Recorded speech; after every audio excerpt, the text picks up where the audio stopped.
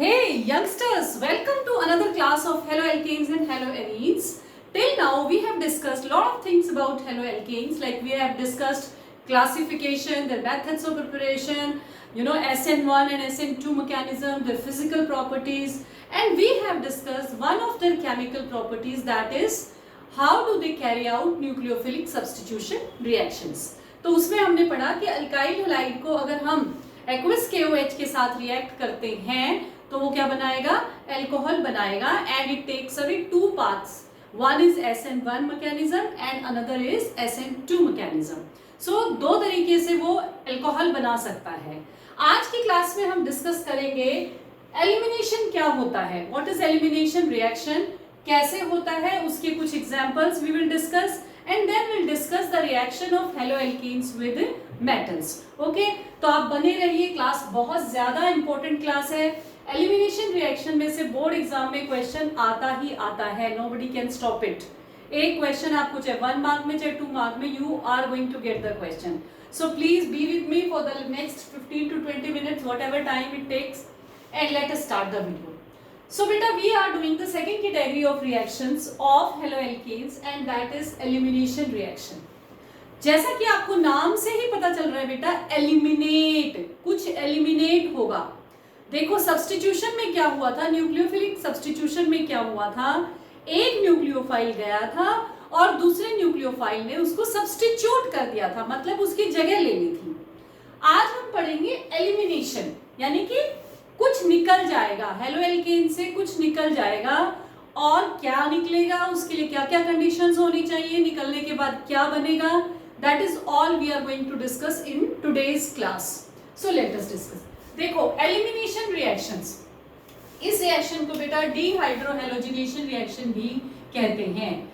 Dehydrohalogenation reaction, dehydrohalogenation reaction.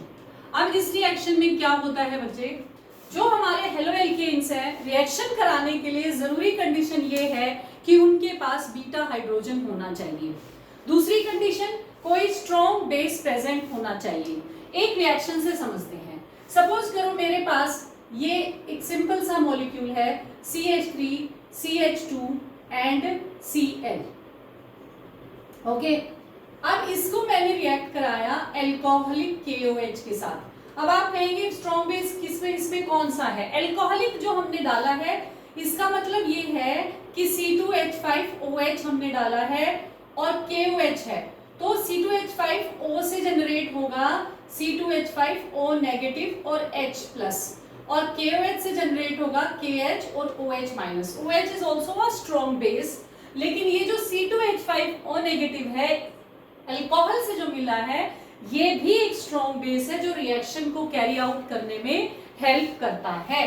तो हम इस रिएक्शन को कैसे आगे बढ़ाएंगे, जो अल्कोहलिक KOH है, ये इसके साथ जब हमारा हेलोएल्केन रिएक्ट करता है बेटा, तो ध्यान दीजिए, जरूरी कंडीशन ये है कि हेलोएल्केन के पास बीटा कार्बन होना चाहिए, बीटा हाइड्रोजन होना चाहिए. अब बीटा हाइड्रोजन क्या होता है, देखो ये लगा हुआ है हेलोएल्केन, हेलोजन, इसके साथ जो फर्स्ट कार्बन है दैट इज अल्फा, और जो सेकंड कार्बन है दैट इज बीटा, और इसके साथ जो ये हाइड्रोजन्स लगे हैं, these are beta hydrogens, these are beta hydrogens. तो हमारा जो स्ट्रॉन्ग बेस है, जो ये वाला और ये बेस, ये इसकी हेल्प करता है रिएक्शन को कैरी आउट करने में.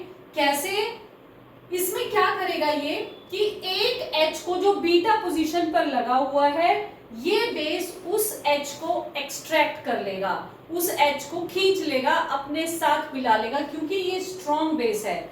तो ये सब्स्टिट्यूशन की बजाय उसको अब्स्ट्रैक्ट करना ज्यादा बेहतर मानता है. अब होगा कैसे बेटा, सपोज करो ये C2H5O माइनस या OH माइनस जो है अटैक यही करेगा, लेकिन जो है ये इसको असिस्ट करता है, और जब ये बेस इसके साथ बीटा हाइड्रोजन को एक्सट्रैक्ट करेगा, अपने साथ मिला लेगा, तो ये बॉन्ड यहां से टूट जाएगा, और ये बॉन्ड क्योंकि H प्लस लेगा ना, ये तो सिर्फ H प्लस लेगा, तो ये बॉन्ड दोनों इलेक्ट्रॉन्स यहां आकर के डबल बॉन्ड बनाएंगे, पाई बॉन्ड, और जैसे ही यहाँ पाई बॉन्ड बनेगा यहां से ये हैलोजन निकल जाएगा और एलिमिनेशन हो गया। किस किस का एलिमिनेशन हुआ? एक H का और एक Cl का एलिमिनेशन यहां से हुआ है और कार्बन कार्बन के बीच डबल बॉन्ड आ गया है। तो प्रोडक्ट क्या बनेगा? CH2 डबल बॉन्ड CH2, यानी कि एल्कीन जो है वो प्रोडक्ट के रूप में यहां पर मिलेगा। ठीक है, आई होप कि ये बात आपको समझ आ गई होगी। अब अगर इसमें जरूरी बात क्या है, अगर हमारी प्रॉब्लम तब बढ़ जाती है जब हमारे जो एल्काइल हैलाइड है उसके पास अगर 2 बीटा पोजीशंस है, तो क्या होगा? उस कंडीशन में क्या होगा? देखो ध्यान से, सपोज करो मेरे पास 2 ब्रोमोपेंटेन है, ये एग्जांपल आपके एनसीईआरटी की बुक में भी दिया हुआ है। ये देखो, सपोज करो मेरे पास सेकंड पोजीशन पर ब्रोमो लगा है और ये है मेरे पास 2 ब्रोमोपेंटेन है। नाउ आपको क्या बताया, जो फंक्शनल ग्रुप के कार्बन के साथ लगा है वो अल्फा है और उसके साथ वाले क्या हैं? बीटा हैं। तो इसके पास साथ कौन कौन से बीटा हो गए? एक ये वाले तीनों हाइड्रोजन भी बीटा है और ये 2 हाइड्रोजन भी बीटा है। ये दोनों भी बीटा पोजीशन पर लगे हुए हैं, इसलिए बीटा हाइड्रोजन्स हैं।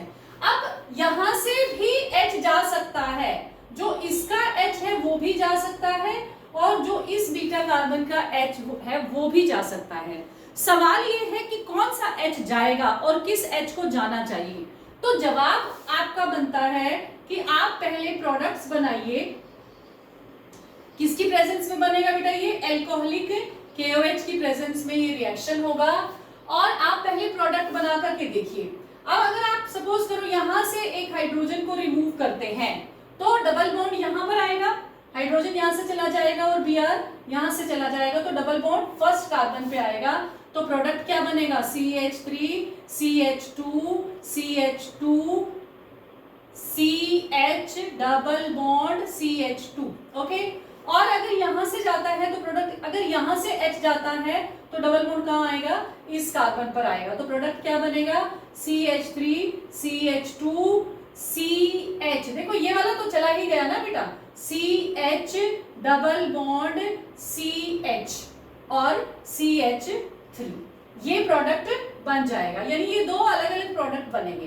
अब अगर आप इस प्रोडक्ट को ध्यान से देखेंगे तो कार्बन कार्बन के दोनों तरफ देखिए, इसको मैं खोल के लिख रही हूं थोड़ा सा, CH3 CH2 CH double bond CH CH3।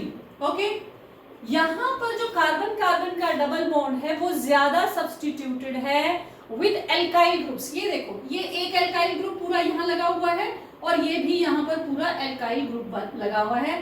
Double bond के आसपास वाली पोजीशन आप देखिए, अगर डबल बॉन्ड के आसपास वाली पोजीशन, डबल बॉन्ड वाले कार्बन अगर ज्यादा सब्स्टिट्यूटेड एल्कीन बना रहे हैं तो वही एल्कीन मेजर प्रोडक्ट होगा। अब यहां पर देख लेते हैं एक बार कि ये क्यों नहीं होगा, why this alkene will not be a major product. देखो ध्यान से इसको, CH3 CH2 CH2, ठीक है, CH डबल बॉन्ड CHH। तो यहाँ पर तो एल्काइल ग्रुप है ही नहीं, इस कार्बन को कार्बन डबल बॉन्ड की देखिए यहाँ एल्काइल ग्रुप नहीं है, यहाँ सिंपल हाइड्रोजन्स लगे हुए हैं। तो कौन सा प्रोडक्ट मेजर प्रोडक्ट होगा? ये वाला प्रोडक्ट जो है वो मेजर प्रोडक्ट होगा। क्यों? क्योंकि ये ज्यादा स्टेबल है। क्यों स्टेबल है? Because of hyper conjugation. ये जो हाइड्रोजन है ये इस डबल बॉन्ड के साथ हाइपर कॉन्जुगेशन में होते हैं, जो इस पूरे मॉलिक्यूल को स्टेबिलिटी प्रोवाइड करते हैं। ठीक है, तो आई होप कि ये बात आपको समझ आ गई होगी कि जो ज्यादा सब्स्टिट्यूटेड एल्कीन होगा वही प्रोडक्ट बनेगा। अगर आपको इसकी में एक छोटी सी ट्रिक भी आप यूज कर सकते हैं, अगर आपको बहुत सिंपल शब्दों में समझना है तो H वहां से जाएगा, H उस कार्बन से जाएगा जिसके पास कम हाइड्रोजन्स हैं, ऐसे भी आप समझ सकते हैं। जैसे ये बीटा कार्बन, ये भी बीटा कार्बन, इसके पास कितने हाइड्रोजन्स है? 1 2 3 और इसके पास कितने हैं? 2। तो H यहां से जाएगा, तभी स्टेबल प्रोडक्ट बनेगा जहां पर कम हाइड्रोजन है। अगर H वहां से जाएगा जहां पर कम हाइड्रोजन है, तो ये है आपका बीटा एलिमिनेशन का सारा प्रोसेस। ये जो रूल है कि मोर सब्स्टिट्यूटेड एल्कीन बनेगा, दैट वाज गिवन बाय सेट्जेफ।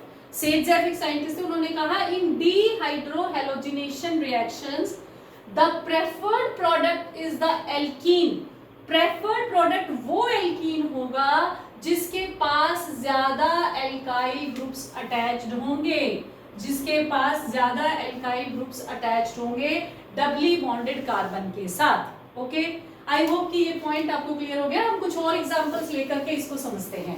ठीक है, ये पिछले सालों में आए हुए जो क्वेश्चंस मैं आपको करा रही हूँ अभी, these have been appeared in the last year papers. जैसे एक है 2-ब्रोमोपेंटेन के प्रोडक्ट्स बताने हैं आपने, तो 2-ब्रोमोपेंटेन के तो हमने अभी लिए।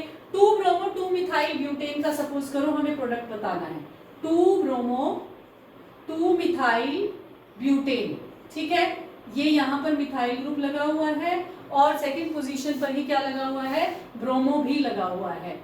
अब आपको ये देखना है कि अब इसमें 2 बीटा हाइड्रोजन्स हैं। कितने हाइड्रोजन से देखो, ये कार्बन बीटा है, ये वाला कार्बन भी बीटा है, तो इसके साथ जो हाइड्रोजन लगा ये भी, और इसके साथ जो हाइड्रोजन लगा वो भी बीटा, ये तीनों भी बीटा, इनमें से कोई भी एक जा सकता है। अब आपको क्या बताया कि जिसके पास कम हाइड्रोजन होंगे आप वहां से उड़ा दो, जिसके पास कम हाइड्रोजन होंगे आप वहां से उड़ा दीजिए। तो इसके अलावा यहाँ भी है बच्चों बीटा, ये कार्बन भी बीटा है क्योंकि फंक्शनल ग्रुप के कार्बन के साथ ये अल्फा लगा हुआ है और इसके साथ में ये भी कार्बन के साथ 3 हाइड्रोजन लगे हुए हैं, तो ये भी एक बीटा कार्बन वाला हाइड्रोजन है। तो यहां से और यहां से जब जाएगा तो सेम ही प्रोडक्ट बनेगा। यहां से जाएगा तो यहाँ डबल बॉन्ड आ जाएगा इधर इस पोजीशन पर, अगर वहां से जाएगा तो इस पोजीशन पर डबल बॉन्ड आ जाएगा। तो डबल बॉन्डेड कार्बन की स्थिति अगर आप देखेंगे तो ये भी ज्यादा स्टेबल नहीं है। लेकिन अगर आप यहाँ पर देखेंगे ये वाला कार्बन, तो इस कार्बन पर देखो कैसे प्रोडक्ट बनेगा, चेक करो। देखो यहाँ पर आपका H चला गया तो CH डबल बॉन्ड CBr चला जाएगा, ऊपर क्या आ जाएगा CH3। ठीक है, और यहाँ पर भी क्या आ जाएगा CH3। तो अब ये कार्बन डबल बॉन्ड ये वाले हैं, ये कार्बन भी सब्स्टिट्यूटेड विद एल्काइल ग्रुप है और ये वाला कार्बन भी सब्स्टिट्यूटेड विद एल्काइल ग्रुप है। इसलिए मेजर प्रोडक्ट कौन सा होगा, मेजर, अगर और बना के देख लो आप, ये बना के देखो जब यहाँ पर डबल बॉन्ड आएगा, अगर इस कार्बन पर डबल बॉन्ड आता है तो कैसा दिखेगा प्रोडक्ट, देखो CH3 CH2 CH3 double bond CH2, तो ये सब्स्टिट्यूटेड नहीं है, यहाँ पर एल्काइल ग्रुप नहीं है, यहाँ पर भी एल्काइल ग्रुप इसके साथ में, ये एक तरफ है दूसरी तरफ एल्काइल ग्रुप नहीं है। तो इसका मतलब यही वाला जो है वो मेजर प्रोडक्ट होगा, यानी वो एल्कीन मेजर प्रोडक्ट होगा जिसमें कि ज्यादा एल्काइल ग्रुप्स लगे हुए होंगे। ठीक है, तो एक और एग्जांपल ले लेते हैं, बहुत अच्छा एग्जांपल एक आपका बोर्ड में आया हुआ है। आपके पास है 2-साइक्लोहेक्साइल क्लोरोइथेन, ये है साइक्लोहेक्साइल क्लोरोइथेन, 2-साइक्लोहेक्साइल क्लोरोइथेन, ये आपके पास एक मॉलिक्यूल है और इसमें पूछा है कि बताइए प्रोडक्ट क्या होगा। अब यहाँ पर यहाँ लगा हुआ है, ये आपका Cl कहाँ लगा है, आपका Cl यहाँ लगा है, तो बीटा पोजीशन कहाँ पर है, तो बीटा पोजीशन ये तो अल्फा हो गई और ये बीटा हो गई, तो कहाँ से जाएगा हाइड्रोजन, हाइड्रोजन यहाँ से जाएगा और इधर से Cl उड़ जाएगा, तो प्रोडक्ट क्या बन जाएगा, देखो प्रोडक्ट क्या बन जाएगा CH डबल बॉन्ड CH2, तो क्या बन जाएगा विनाइल साइक्लोहेक्सेन, विनाइल साइक्लोहेक्सेन, ये प्रोडक्ट बन जाएगा। बेटा ये 2026 बोर्ड एग्जाम में पेपर में क्वेश्चन ये आया हुआ है। ठीक है, तो this is the product. Okay, तो इस तरह से हम डबल बॉन्ड जब बीटा एलिमिनेशन कराते हैं तो इस तरह से हम प्रोडक्ट्स बनाते हैं।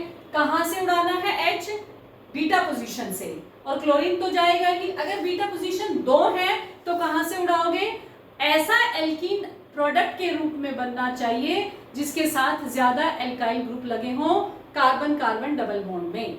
आई होप आपको ये बात समझ में आ गई होगी। ठीक है, then we move on to the next and that is reaction with metals. अगर हमारे haloalkanes reaction with metals में 2 कैटेगरीज आप पढ़ते हैं, एक उनका reaction with magnesium and 1 reaction with sodium. तो रिएक्शन विद मैग्नीशियम जब वो करते हैं तो वो ग्रिग्नार्ड रिएजेंट बनाते हैं। जैसे ये हमारा हेलो एल्कीन है, अगर हम इसको मैग्नीशियम के साथ रिएक्ट कराएं तो ये बनाएगा RMgX।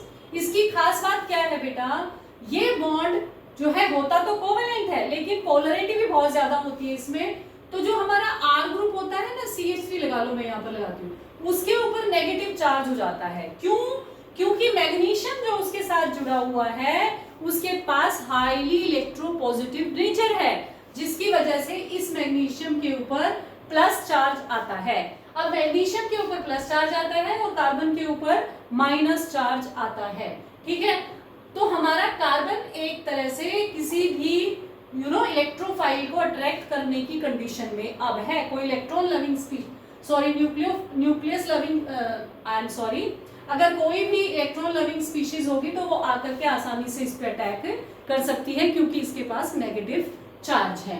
तो ये हमारी इसकी खास बात है कि इसमें कार्बन के ऊपर अच्छा खासा नेगेटिव चार्ज आ जाता है। अदरवाइज तो हमने क्या पढ़ा है, हेलोजन बॉन्ड में कार्बन पे तो पॉजिटिव होता है ना बेटा और हेलोजन पे नेगेटिव होता है, लेकिन RMgX का जो R है उसमें कार्बन के ऊपर नेगेटिव चार्ज होता है। ठीक है, तो दिस इज हाउ ग्रिग्नार्ड, इसको बोलते हैं ग्रिग्नार्ड रिएजेंट। इस तरह से ग्रिग्नार्ड रिएजेंट बनता है। ओके, इसकी खास बात क्या है, ये ग्रिग्नार्ड रिएजेंट बहुत ज्यादा रिएक्टिव होता है और जैसे ही ये कोई भी पॉजिटिव चार्ज वाली स्पीशीज इसके कांटेक्ट में आएगी, चाहे वाटर हो H+, अमोनिया हो वो भी H+ देता है, कोई भी ऐसी स्पीशीज जिसके पास हाइड्रोजन होगा तो ये तुरंत जो है H ले लेता है क्योंकि इसको चाहिए माइनस है ना, तो ये H गेन कर लेगा कार्बन, और जैसे ही कार्बन गेन करेगा ये बन जाएगा RH। इसको मैं R अगर बना दूं, जनरल रिएक्शन लिखूं तो R। जैसे मान लो CH3MgX मेरे पास है, अगर मैं वाटर के साथ इसको रिएक्ट कराती हूँ तो ये क्या बन जाएगा CH4, एक हाइड्रोजन जुड़ गया ना। अगर C2H5 है तो क्या बन जाएगा C2H6, अगर C3H7 है तो क्या बन जाएगा C3H8। एक हाइड्रोजन जो है हमारे प्रोडक्ट में हमेशा इसके अंदर जुड़ जाए। क्यों? क्योंकि हमारा जो R है इसका RMgX का वो highly nucleus positively charge species को अट्रैक्ट करता है, इसलिए ये पॉजिटिव H+ को आसानी से अपने अंदर बहुत रिएक्टिव होता है, आसानी से H+ इसके साथ जुड़ जाएगा और CH4 बना लेगा। तो आई होप कि ये ग्रिग्नार्ड रिएजेंट के बारे में ये दो ही इंपॉर्टेंट क्वेश्चन बनते हैं बेटा आपके चैप्टर से कि ये क्या कैसे बनते हैं और इसकी खास बात क्या होती है। तो ये रिएक्शन आपका बहुत इंपॉर्टेंट है कि कोई भी प्रोटॉन गिविंग स्पीशीज होगी तो वहां से ये फटाफट से प्रोटॉन जो है वो एक्सेप्ट कर लेते हैं। अब इंपॉर्टेंट एक छोटा सा रिएक्शन है जो आपने 11th क्लास में भी पढ़ा हुआ है, and the reaction is Wurtz reaction. Wurtz reaction क्या कहता है कि जब हमारा RX सोडियम के साथ रिएक्ट करता है, हमें 2 मॉलिक्यूल लेने पड़ेंगे इसके, RX के, और 2 मॉलिक्यूल सोडियम के लेने पड़ेंगे। तो कैसे बनाएंगे देखो, RX + Na, okay, plus XR, ये 2 मॉलिक्यूल ले लिया ना, एक इधर ले लिया और एक इधर। अब ये यहाँ से जो है आपका NaCl बाहर निकल जाएगा, इसके 2 लोग हैं ना, NaCl, तो ये R और R जुड़ जाएगा। यानी कि अगर मुझे कार्बन की चेन बढ़ानी है, देखो कैसे, देखो मान लो मैं यहाँ CH3 लेती हूँ, CH3Cl ले लिया मैंने, +2Na, और दूसरी तरफ भी मैंने ले लिया ClCH3, और इन दोनों को रिएक्ट करा दिया तो ये तो बाहर निकल जाएगा और मेरे पास क्या आ जाएगा, डबल 2 कार्बन वाली स्पीशीज यानी कि CH3। यानी इस रिएक्शन की क्या इंपॉर्टेंस है, अगर मुझे कार्बन की चेन बढ़ानी है तो मैं ये रिएक्शन को यूज कर सकती हूँ। सपोज करो आपको कोई कहता है, आपको दे दिया CH3Cl, क्लोरोमीथेन से